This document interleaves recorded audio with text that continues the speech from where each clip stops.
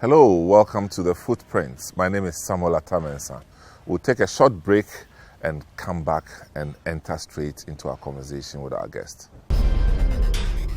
Welcome back to the program, and I have Ambassador Dike Osei here. It's good to see you again. Sam, it's good to see you too. No, you are the biggest one. yeah.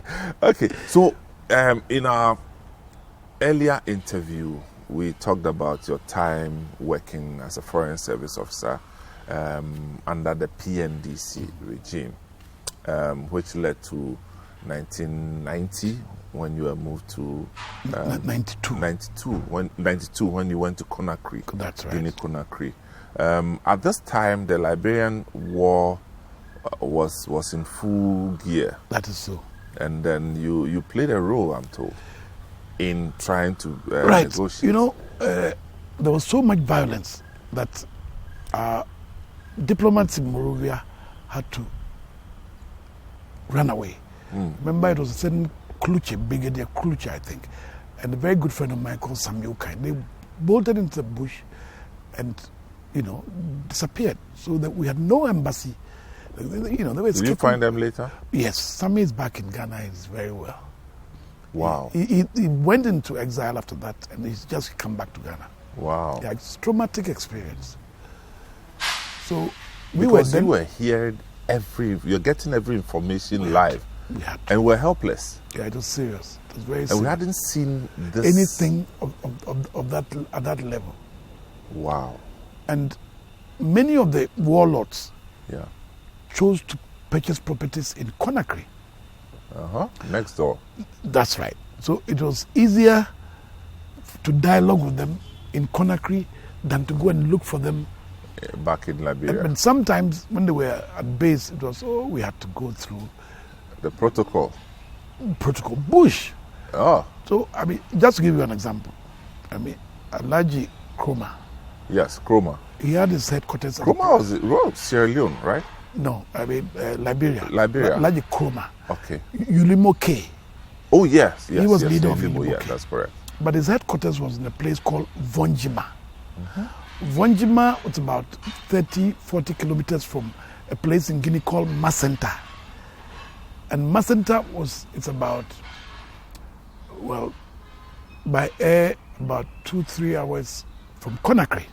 Wow, that's far. And usually you would get notice from Accra on Saturday afternoon and say, we need to see Alhaji Kroma in Accra on Sunday. So just imagine how you get to, because from Macenta to Vonjima, it's only bush. And it's territory controlled by Ulimo K. And Ulimo K soldiers were usually 16, drugged. Wow. Young boys. I tell the details of this in the book, which is just about to come. Really traumatic experience. How to get to Gekedu, then go to Macenta. Then the only way you could get into the bush is to go and seek the blessing of the Imam, who will then give you people to accompany you, to sit with you in your trotto-like vehicle. And there's no road, so a 30-kilometer road will move from midnight to 4 a.m. before you get there, and so on and so forth. Only to send a message. To catch him and to make sure that he's actually coming into Conakry to catch the Ghana Airways coming from Dakar so that he can join the negotiation on Monday morning. So we used to do this often. Sometimes you go to Banga to go and see Charles Taylor, and then you have to go through all kinds of rituals before you can see him. And, so on and so forth. What were you thinking at the time in terms of, did you think that they would ever get back to Liberia? I thought so, but the real reason why I thought I did a lot of those things, that I was not conscious enough of the extent of the danger. Yeah. And in many senses, much later in my career, I'm not sure I would have done some of the things I did in Conakry and in Kinshasa. Too dangerous. There was one spiritual leader who was close to both sides of the coin, and he had never traveled, and no plane had ever gone to his village. That's the person they wanted to come to Accra, so I had to take a helicopter and go and fly to the village. It was a big thing. The man had never traveled before, so some polythene bag, you have to put in a shirt and put him on board the aircraft, bring him to Conakry and issue him a Ghana travel certificate at the airport. Oh, no, it's very dangerous. Wow. Yeah. Most of that was very dangerous, but most of that period. And particularly, and in between, by 94, Banjul was burning. Because, Banjul? Jammeh had come. Okay. And he was getting... So this thing started with Liberia. Oh, yeah. And then it got to Sierra Leone. But we were covering both. Yes. So it got to Sierra Leone before yeah. But fortunately, we always had a mission in Sierra Leone. Mm-hmm. So we didn't have responsibility for Sierra Leone. Okay. Yeah. Okay. So we're safe. But Liberia has a lot of... There are some close ships, Really? Yeah. I mean, and not just for me. All those involved. One day, Dr. Chamba's ship was bombed. He was with Ajimfra. Brigadier Ajimfra. Yeah. There was a day I was conveying two warlords from Liberia in a chartered aircraft. We got lost for about 3 hours. We didn't know where we were. Really? We were just lost. On the aircraft? On the aircraft. Wait, you didn't have a map? I mean, navigation? You're flying from a village. Yeah. There's no control tower. Yeah. There's no, weather forecast. So you are guessing. And that was not the first time that happened to me. I remember once I went to Dr. Chambers to go and see Eyadema in Kara. That's his hometown, right? Yeah, I was with Ambassador. Oh, there was another guy with us, I remember. Yeah, he was ambassador to Spain. We took off from Kara. There was nobody in the control tower. Can you imagine? Kara, Accra, 45 minutes should have been there. We're in the air for about 3 hours. And there was thunder. And there was a small aircraft called the Defender. Wow. So you could see the pilots. And you couldn't keep your seatbelt on because it was too, turbulent. Wow. So you used to see this, because in those parts, you cannot have the expertise of the control tower. And there's no weather, so you are flying blind. Wow. So this will be your... second posting. Your second posting? Yeah. Conakry, you didn't enjoy it? Oh, I did. You did? When you're young, you're a bit crazy. And you could speak French, so yes. You just assimilated into the society and with ease. In Conakry, it was good because they're very warm people. And the name of Ghana always rings a bell there. It's a very open society. Yeah. And many of the people you met on the tennis court, many of the people that you needed to see. For the current Minister for Presidential Affairs, Kredi, when he came in as a lecturer, we were playing tennis all the time. The ministers used to play in my tennis club, and Conakry was good. I mean, for a career diplomat, this is how you learn your trade. You see, when I was in Paris, I was like number 5 or number 6. And I would not get the opportunity to write a speech for a president or to write a political report. When I was in Conakry or Kinshasa, I mean, you had to do more than just, you are the trade attaché, you are the economic officer, you are the political officer, you are issuing visas, and you are receiving heads of states on behalf of your country. So you learn your trade quickly. Mm-hmm. But for many of the young ones, they want to go to Brussels. I would always advise start by going to the... So fast forward, we came to 1992 where we had done the referendum and decided to go back into constitutional rule. And then prior to that, the formation of the political parties. What's your own... what do you remember about the formation of the political parties and your take generally on it? You see, fortunately, I had friends from both sides. So I could see the activism from both angles. I mean, I was visiting friends who had been my friends forever. So I really saw the beginnings of it. I saw the beginnings of it, and both sides, I don't know if a lot of people do know, but Dr. Obedasamwa was a major player in the constitution of NDC. Major. Oh, okay. Yeah, so you can understand what I'm talking about. Right. It was a key, very key.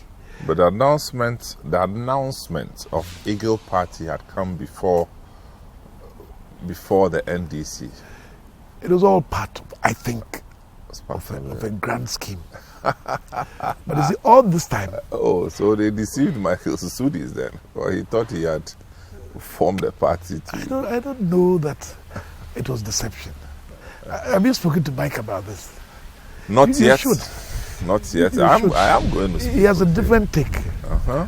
I'm sure. Because I remember Michael Susudis very involved in this with Very. Ofuriata. Yeah. Was Mabe. Yeah. Ofuriata. And they were very connected. Very. Was Tommy involved? Tommy who? Who later, I think he passed not too long ago. Oh, Amama Tekpo. Yeah. Very. Well, I needed to put it in a question form. No, you know, for Tommy was involved in this long ago. Yeah, I remember. President Kufour told me that, remember the infamous statement that Victor also made about the Volta region. So there was a need for pacification. And a delegation was sent to some chiefs in the Volta region. And President Kufour was part of that delegation. He said at that Meeting. process, he saw Tommy. Mm-hmm. So he said, I know you, but what are you doing here? Then Victor also told him that, Tommy has been working with me for a long time. Wow. Yeah. But then I got to know Tommy in Ho when I was doing my service. He was a big man. Oh, yeah, he's always been big. Charlie. But So, very calm, too. Very quiet. I mean, all through the years, he's been like that. He didn't want any attention. Even when he was special advisor to President Kufour. Yeah. So Tommy was very quiet, but very active. He used to live around Labone. Very close. Very close. You know where? Somewhere. Harry Sawyer. Yeah, in the corner there. The Echo Bank. They had a VR 83. That's it. But in those days, there were plenty VR 83. Yes. Not just one. I know. I know. May he rest in peace. Yes. Yeah, but I was very close to the family. I mean, I don't know. I was a student then, but okay. I used to deal with them. Oh, okay. Somehow. You started long ago. So. Hey. I used to be, I used to be a member of a group called the Ghana Bulgaria Students Association. And Martin Hamidou was our patron. Oh. Yes, and I was very involved. Revolutionary boys. I'm telling you, so I still have some of the revolutionary. Okay, so 92 elections. Where were you? I was in Conakry. Fortunately for me. Post. Yeah. Okay. I left in August, and I was pleased that I was away. Wow. And you know, it's very funny. I'd gone to Lome with Dr. Obedasamwa on an assignment. We couldn't find an aircraft, so we went by road. Then we were standing at the Aflao border. And you know, Obed is a very confident person, but that day he was a bit nervous. And after a while, he called me and said, "Young man, I have some news for you. You might not particularly like it. I've decided that you're going to Conakry on posting." At that time, conditions in Conakry were very difficult. And he thought I was going to say, "Oh, no. I said, "Oh, Dr. Sama, I don't know that you are doing me a favor." He was shocked. And I asked him to allow me to leave as quickly as I could. And it turned out to be a blessing. A blessing in many ways. So I left, and I was pleased to be away during the election. So I wasn't here. But you had a personal relationship with Dubois? No. He was my professor. Mm-hmm. But my history professors, Adufeni was closer to me than Dubois. Oh, okay. Yeah. Okay, Professor Adufeni. Yeah, he was much closer to me. Oh, lovely. Dubois taught me from a distance. Okay. Yeah, because at the time, Dubois was huge. Oh, he was big. Yeah. After his speech. But I never really got very close to him. Oh, okay. Yeah, and he didn't use... But Prof was also very affable and Professor Adofeni. Very nice. Yeah. Very nice. Good lecturer. I know. And all that period, I was seeing the politics from when I visited J.H. Mensah or when I visited President Kufour. Mm-hmm. That's how I was seeing the politics. Yeah. But with J.H. Mensah was like a compendium of political ideas and energy. He was naturally bright. Naturally. And hardworking. From Nkrumah's time. Lovely. And I had a good fortune of living with him just before I went to the university. Oh. Yeah, we lived on Switchback Road. Mm-hmm. You know where the governor's residence, Governor of Central Park, or Switchback Road. Yeah, I know Switchback Road. Yeah, that's where Jake lived. And I lived with him alone. Whoa. So in the evenings when he was bored, he would, lecture me on, great period. I'm sure you went to school and you also repeated some of the... I was stealing some of the cabinet papers to go and use it against him.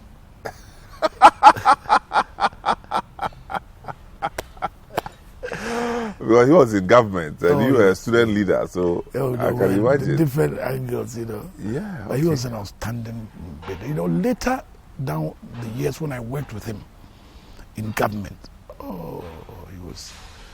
Jay took the floor in cabinet and there was silence. Yeah. And when he finished, you often had a solution to the problem. He had practice. Deep. He'd been there. It was hard working. You don't write a paper for J.H. Mensah. He would sit all night and go through the paper himself. Wow. It was very hard working. That's how I saw. So now 92 elections came and you heard that NPP had boycotted. What were your initial thoughts? I wasn't in town. Yeah. And because I was not permitted by the nature of my permission to be actively engaged, when I visited home, I visit the current president on a social basis, or visit President Kufour, but I made sure that I did not get close to the political action. Because President Kufour would come and see me anyway. At that time, our current president used to live around here. And he was then married to my cousin. So I used to go and hide there and talk to him. But then once I got out of the house, foreign service officer, I had no views. I know. So I really didn't, I wasn't in a position to evaluate the measure of non-participation. Okay. In 92. I couldn't quite understand what they were trying to achieve. Okay. Yeah. Because when I came back in 96, okay, during that election, that I saw what was going on, okay, that I understood better. So you were in Conakry up until 96? 92 to 96. Okay. So 96, you came back into foreign affairs? Back into foreign ministry. Okay. Well, so we would like to know how you also, your own evaluation of the 96 elections, which had the full participation of but that will be after this break. We'll take this short break. When we come back, we go into life after 96. Stay tuned. Welcome back to Footprints. My name is Samuel Atamens. I'm here with Ambassador DK Osei. Everybody calls you DK. Like that. Sportsman. Sportsman. It was DK. easy for them to cheer you on. Yeah. When you're flying over the hurdles. Oh, yeah. Or you are changing the button. And you were always winning. I was and you were doing 4x100. That's right. Hurdles. Hurdles. Triple jump. Wow. Long jump. Oh. Short put. Wow. You remember some of the guys who you used to beat? Oh, everybody in triple jump. The only one who used to come close to me was an army officer called Sam. Which one? He's retired, Captain Sam. Captain he was Sam. in a disco. Not the one who went to Ghana Airways? No. Okay. Then there was a soldier who became the #1 triple jumper in Ghana, Sergeant Amete. Those were the only two people who could come close to me. Wow. No. Then you were a star. There was no social media then. If we had social media, you have about 100,000 followers. And the then sportsmaster was so shaken that's when they decided to institute the Sportsman of the Year award in Achimota. That's why I'm #1. Wow. And #2. decay. Charlie. Thank you very much. Oh, Sam, I'm enjoying this. So tell me, 96. Right. 96. The reason I'm talking about 96 is the new patriotic party having realized some of the opportunities that they had let go because of their not being involved in the 92. Were very energized to be part of 96, and people really had hopes that Dubois, was it Dubois? No, sorry, Kufour. John Kufour was going to make a showing. Right. Were you disappointed with what became the outcome of the elections? You know, I had the privilege of having been with him on the Sunday after the initial results had been announced. Yes. So we went to church. And from that point... But you're still in the foreign service? Yes. Oh, but I was married to my aunt. Okay. So it's family. So, but I went to... We both attend Christ the King. Yeah. So he saw me and he called me. You know, by the time he was leaving the church, he was almost convinced that he had won the election. Yes, because we were in the media. Then the thing just turned. No, at the time, we never knew about K2 South and You K2 know what I mean? And they used to hoard the results from that place. And the weight. And then they released the thing like thunderstorms.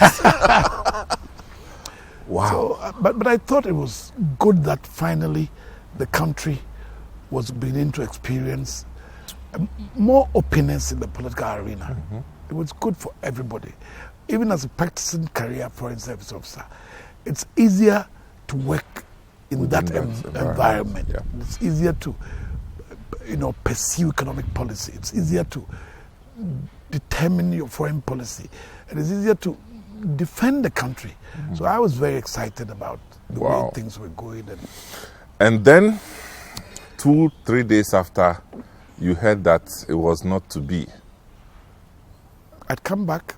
I was back in the office. President Rawlings wanted me on a few of his trips. And because I haven't been ECOWAS chairman, he was expected to report on all the hotspots. And I had 2 of the hotspots, Gambia and Liberia. So consistently, I had to brief him. So I got back, and as usual, I got very busy. In fact, I got so busy that it almost put me in trouble. I got back in 96. But in 96, it was decided that I should join the Kofi Annan campaign team. So my leader... What was that campaign team about? For Kofi Annan to become UN Secretary. To get Kofi Annan. That's okay, right. So we spent about a year traveling from one all over I remember that. Cairo, Tunisia, Tripoli, all over West Africa, Geneva. And the Chambers led my group. And because of my friendship with Chambers from all, it was very easy so we... But Chambers at the time was a deputy foreign minister. Yeah.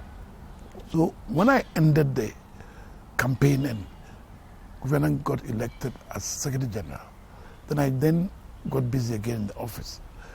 But as part of those trips, President Rawlings decided to visit Kabila as soon as President Kabila became president. It was in 97. So President Rawlings had on board 3 foreign service officers. Chris Pudu, who became deputy foreign minister under Mills.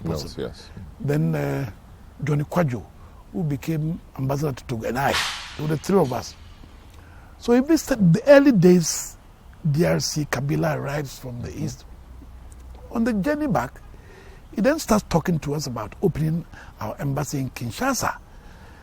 The level of insecurity was high.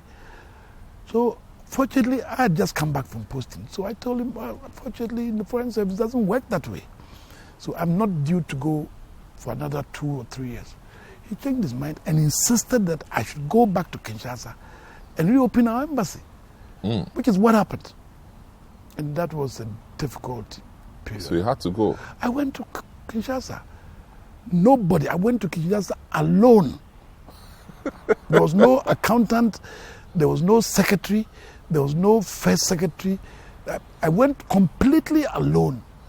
To when you say open, you reopen because we had closed our embassy. And work as Ghana embassy. As an ambassador? As the two types of chargé d'affaires ampie. You see, when you are chargé d'affaires ampie, it means that nobody will be appointed ambassador. When you are chargé d'affaires ad interim, it means that the ambassador is away and you're only acting for him. But I was sent as chargé ampie, which means I was going to run the place until I had left. How long were you there? A year, but it was, I don't want to remember. That's one of the longest years you've experienced. It's like 50 years. You know, there was so much instability. Yeah. You know, the security apparatus was in the hands of Rwandan military intelligence officers. The army commander was from Rwanda. And the people of Kinshasa hated them. The soldiers who were taking care of security in Kinshasa did not speak Lingala. They all only spoke Swahili. So maintaining order was very difficult. And some of the Mobutu people were trying to escape. So they were attacking shops and banks to try and loot, to be able to run away out of the country. So there was complete instability. Wow. Every 2 weeks, an attempted coup. And you walk out of your house and there are dead bodies on the road. Wow. Oh, it was a difficult period. It was a very, very difficult period. Were there other embassies active? Yes. Nigeria was there. You know, they were there everywhere. You shouldn't have a problem being there. Really? Because you are there. How did they protect you? No, for once in my life, I went to work with security. There was one security man ahead of me and one behind me. Every day to be able to go to work. It was serious, eh? Okay. So. And there was total chaos. And various countries were providing support to Kabila Senior. And there were counter countries trying to countermand what those countries were doing. You know, DRC has 9 neighbors. And many of those neighbors are interested in the resources in the DRC. So at each point in time, one country or other is on this side or other. And you know, there was the Interamwe fighting in the east. And all those Banyamulenge from... Banyahu? Banyamulenge. Those who speak like Tutsi. But the DRC version of the Tutsis are called Banyamulenge. But they showed solidarity. And you know, they have a group in Uganda who also belong to the same group. And Kagame was firmly, you know, Kagame before that was Museveni's national security coordinator. So he had come back now, he had taken over, and Kagame had an eye on and the people on DRC, and the people in Kinshasa didn't want to see them at all. And I mean, the Ugandan soldiers were, at some point, the Zimbabwean soldiers who entered, and then they had soldiers from Angola. But in the midst of all this, you didn't really know who was in charge. Wow. So when Kabila Senior was murdered, you can imagine the confusion. But I mean, surviving in this environment, we had we had buildings, so I had to have them rehabilitated. My office initially was in a suite in a hotel. The bedroom was the residence, and the receiving area was the embassy. But that's a long story. I mean, really, Kinshasa, 1970. I'm sure this is captured in your book. It is. It is. Very interesting. We'll talk about the book before we finish. Okay. So then, this continued. As part of my condition to go to Kinshasa, then Kwame Nkrumah was acting for a minister. I told him the only reason why I'll take the posting would be that once I felt that the embassy had settled down, I would be allowed to come, and that I would not be given the normal 4-year posting period. So they agreed, and they put it in my posting letter. So once I had been audited, I just left. Straight. Yeah. But unfortunately, as soon as I got back, the foreign minister called me and said, look, there's trouble in Copenhagen. So 2 weeks, go back on posting to Copenhagen. I was not even allowed to settle down. Wow. Came to Accra from Kinshasa, and in 2 weeks, I was off to Copenhagen. And you're there for how long again? I was Yes, that's when I was promoted to ambassador, so 2 years. And in October 2000, President Rawlings promoted us to become A1 officers. Oh, nice. Waiting to be called His Excellency Ambassador. But you had lived a life ahead of your appointment because you had fortunate responsibilities. Yeah, I've been fortunate, and the responsibility had built my career for me. Nice. Producing political reports from Kinshasa was the biggest challenge. It had to be secure, and there was no WhatsApp, there was no internet, but you had to deliver a report every week. And then Ambassador Kufour was my boss, and he insisted, but he was very supportive. He's always been supportive of my career. Good. So I came after a year. I don't know how I survived it. So after that, were you posted again? I was in Copenhagen minding my own business. And I came back to Ghana to come and spend my 50th birthday. That was 2000. And this is the 23rd of December. So there was a second round of the elections. Yes. And I stayed for the second round. So when the elections were over, as part of my routine family farewells, I went to see President Kufour and his wife, tell them that I was going off. So I said, oh, best of luck, and I'll see you. I hope you enjoy Copenhagen. That was it. Then 2 days later, I got a call from Ambassador Ketu, who was then acting chief director. He said, protocol. Are you back in Copenhagen? I said, yes. He said, I need you back immediately. Hey. You see, then the practice was to, as much as possible, try and select the most senior foreign service officer.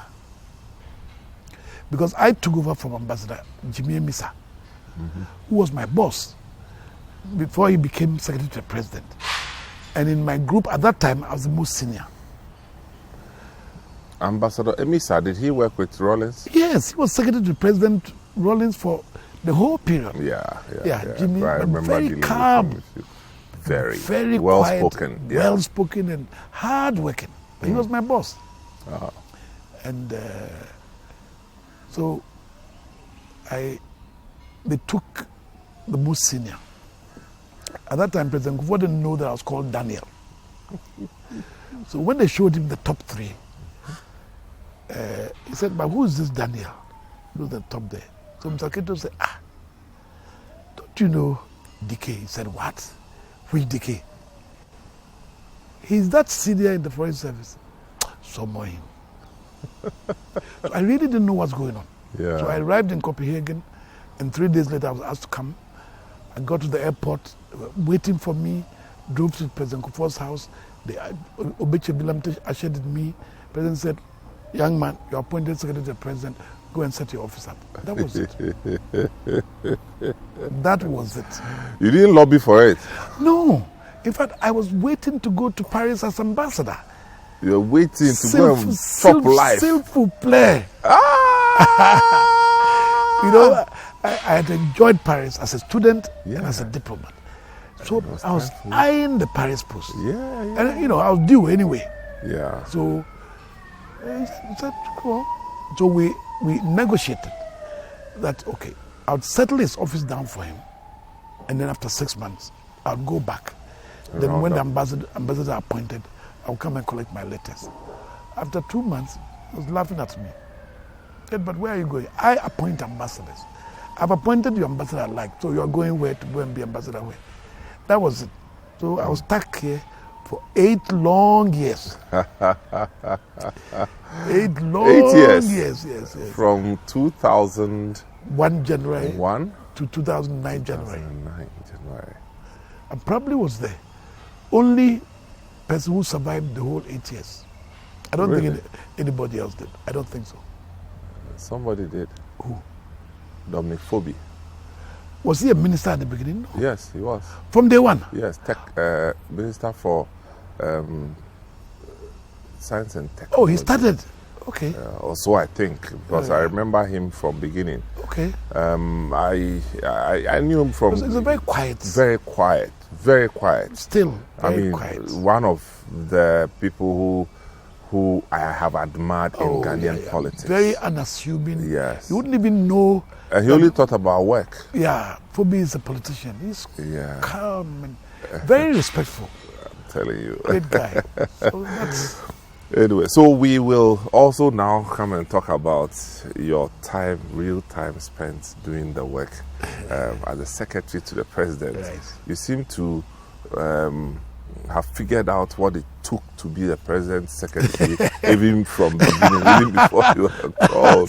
As I said, the lines had fallen for you in pleasant places, so you had an inheritance already. Right. So we'll just take a short break, and then when we come back, we'll take the walk through President Kufour's office. Okay.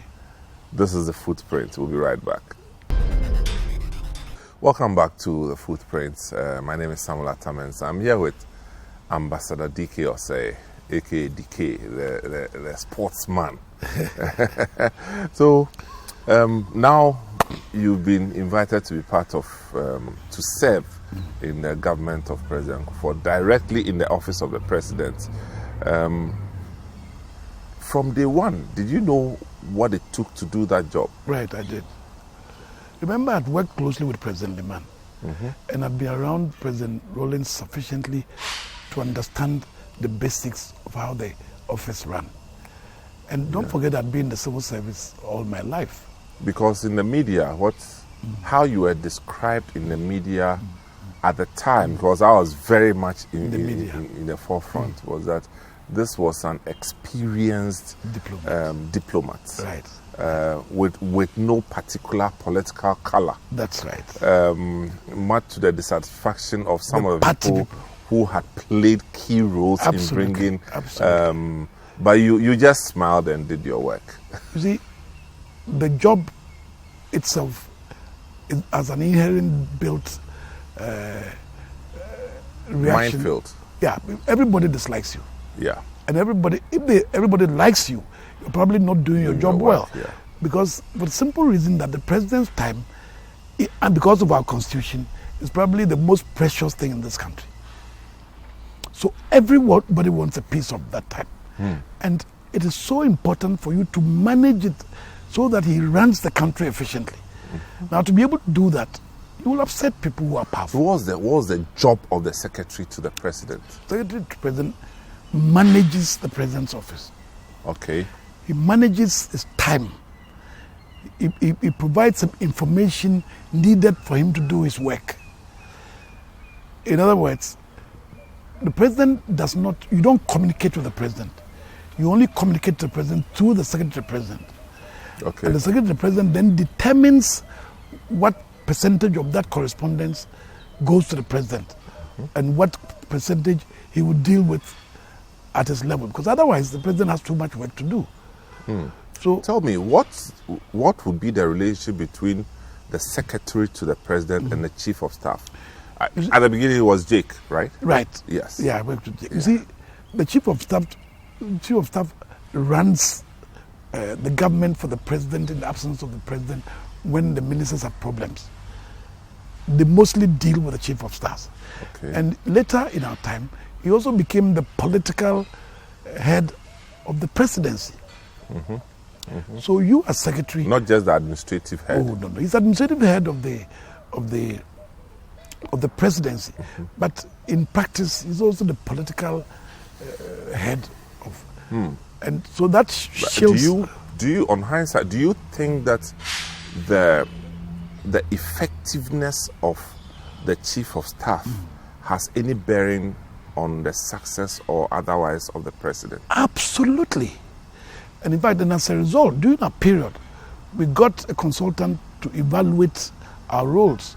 And the consultant from McGill made substantial recommendations about the job and JD of McGill in Canada. In Canada. It was given to us by Tony Blair.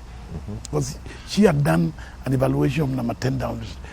You know, I think one of the key elements of success of any presidency is those appointments he makes about those who work directly with him.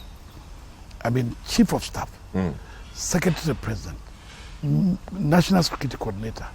If you get those 3 appointments wrong, you are in serious trouble. So you would, I mean, as a president, you would be in a better place if you have people who are well experienced and resourced. Absolutely. I mean, what do you think about the current Chief of Staff? Frema. Yes. Oh, Frema is family. So you want me So to... you are not thinking about her? You know, Frema and I are family. So. Okay, so you can't.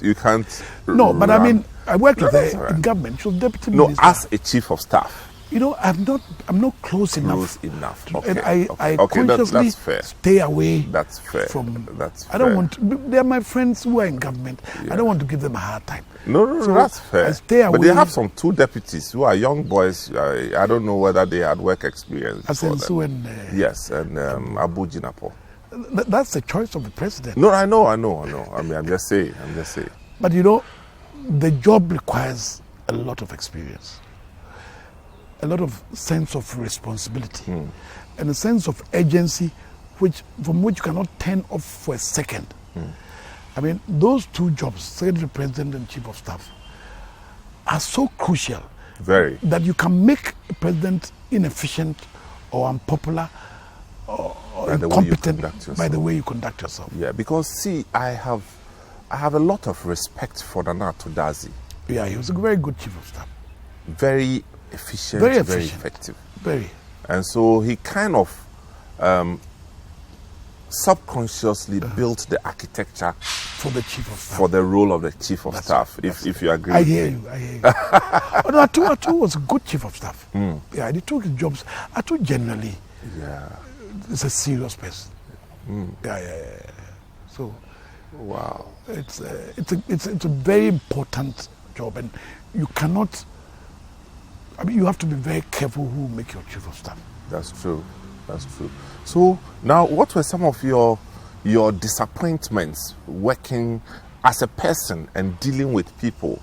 Some of the things that you expected people to agree with you and get work done, but didn't turn out to be so. The major disappointment was that I was working with some politicians whose interest, in my view, would be to ensure that the public gets satisfaction from the end results of their policies. But there were times I could not understand what the objectives were, some of them. I mean, clearly, you bring a policy before cabinet or before the president, and it's either inefficient or badly thought out, or there's no communication component, so I'll throw it out. You see, the other aspect of the job is that the Secretary to the President is the only person who sees everything. I don't know if you imagine. understand. Yeah, I can imagine. No, because the Chief of Staff is in cabinet, but he doesn't see all the correspondence which comes to the President. That's true. He sees only those ones which the President decides that he should work on. But the Secretary to the President is also in cabinet. So he sees all what is in cabinet and all what is coming to the President. But he sees more than the President sees. Because he determines which of what he has seen the President needs to see. So were you influenced by anybody in terms of what should be on the President's desks? It's very difficult. Difficult to influence me. Because you hear word about even appointments. Yeah. Somebody is supposed to be appointed.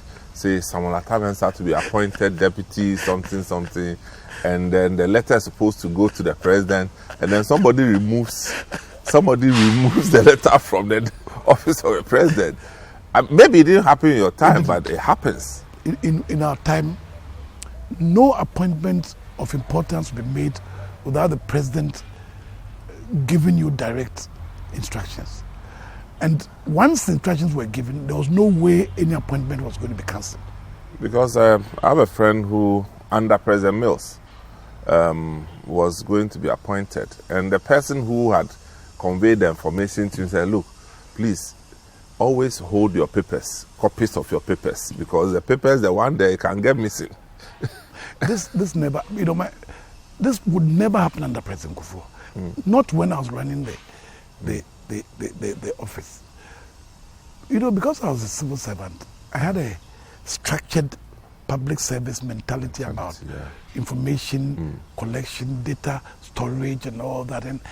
And those who worked with me, they will tell you, patience, will tell you. In the office, I mean, you wouldn't step out of line with me. I had 5 executive assistants. Now, something happened under President Kufour. Right. The removal of Haruna Iseku as party chairman. Right.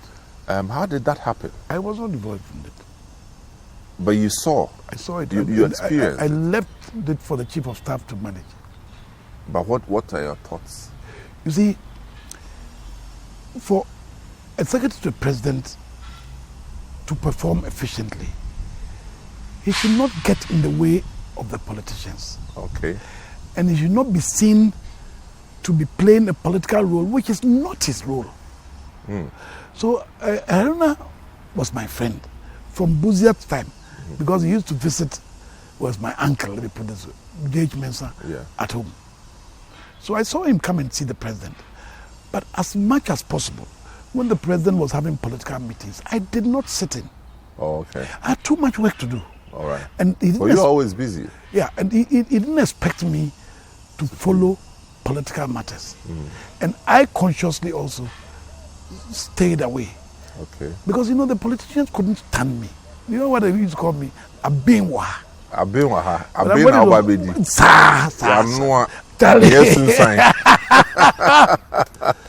So and you know, when the president traveled internally, he wanted to protect me.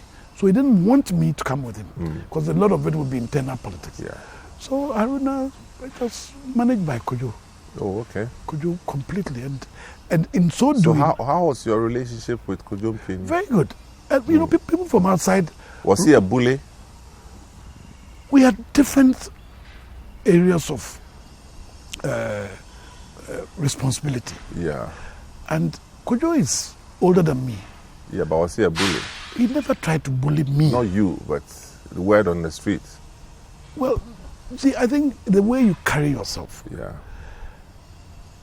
Well, if you carry yourself in a certain way, the chief of staff will bully you, but in that Was he arrogant? Not towards me. Never. Okay. You are a diplomat. He never stepped out of line with me. No, seriously. I mean, President Kufour never stepped out of line with me in his language. Both him and never. Because they both know me quite well. Yeah. And if there's no justification and you use certain language, I probably walk away from my job. So, coming up to 2008, right? What were your own expectations? Were you in a hurry to go back into foreign service? I was in a hurry to go and teach at the university. Well, that's what we heard in the media. I was so tired that I just wanted to go and share my experiences with younger people. Because it didn't take you long to get back to the classroom. Oh, very quickly. But I started in April. Wow. You know, I left office in January. In April, I started teaching. And you enjoyed it? My goodness, some of the best moments of my life. I mean, tell me your experience. I could, you know, I was teaching the theory and practice of diplomacy, diplomatic practice, diplomatic communication, and Africa in world politics. And I spent a lot of my time in the foreign service dealing with Africa. Yes. So I had information which was not in existence in the foreign ministry.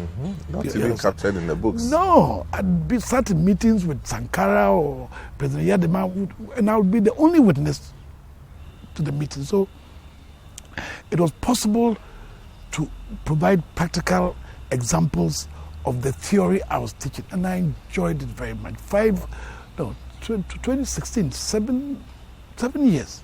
Wow. I only stopped because I fell ill. I wouldn't have stopped. I was enjoying myself, and my students. Oh no. But you're looking stronger now. I'm getting better. Yeah. So, you know, I used to be much stronger. You can still teach. Oh yeah. I went to teach 2 weeks ago. But I teach courses for my friends. Oh, okay. When they need me. I was there. Last 3 weeks I've been twice. But if you ask me, but I really don't want to. You know, I'm president of a think tank, Council for Foreign Relations. Yes. And it's keeping me so busy. Yeah. That, you know. But your book, tell me, what does it capture?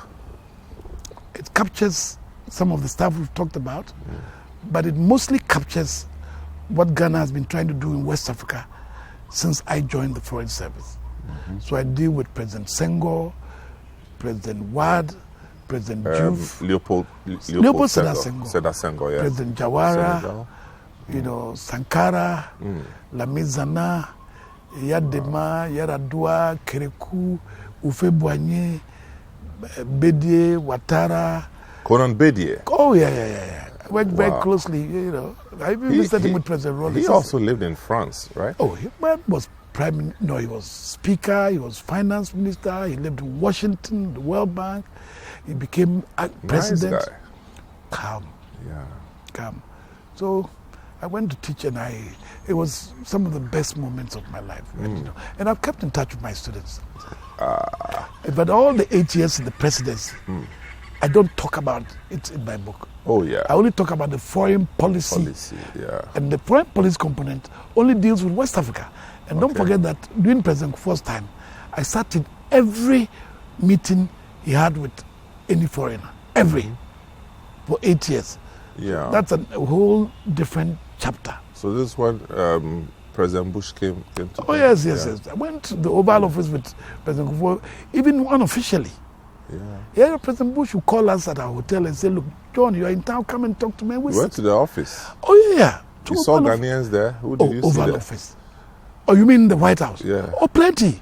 Yeah. And they'll come and shake your hands and introduce you and leave a card. We used to go, when Bush was in power, we used to go to the White House quite a bit. You meet Duncan Williams there at some point? No. Okay. No, but his current wife worked Rosa Whittaker. very closely with us. Very. Very. No, President Bush would. And you saw the official visits. But he used to sometimes invite us when we were watching unofficially. Yeah. So we'll drive into the White House and he will sit with us in the Oval Office for 2 hours. Lovely. Yeah. Had some experience. Buckingham Palace. Elysee. Nice. It's been good. It's been good. I can't complain. It's been good. I can't complain. It's been good. You as I said, the lines fell for you in pleasant places. And you have carried the flag of Ghana high. Tried to. No regrets. Tried to modestly. No regrets. But good fortune. Good fortune. I've been fortunate. We thank God Mostly, for your life. I've been very fortunate. Very grateful. Thank you so much. I'm sure we'll have another opportunity when the book is launched. Oh, yes. To come and talk to you again. Talk to me about the book, and I'll let you know. And thank you for your service to Mother Ghana. Thank you so much. People, we've been talking to Ambassador D.K. Osei, and as you rightly observed, wealth of experience. He has shared his experiences, but there's a lot more in the book, which you find in at least in the University of Ghana bookshop. You'll find one there. Just take it and understand how things work in Ghana. My name is Samuel Atamensa. This has been The Footprint.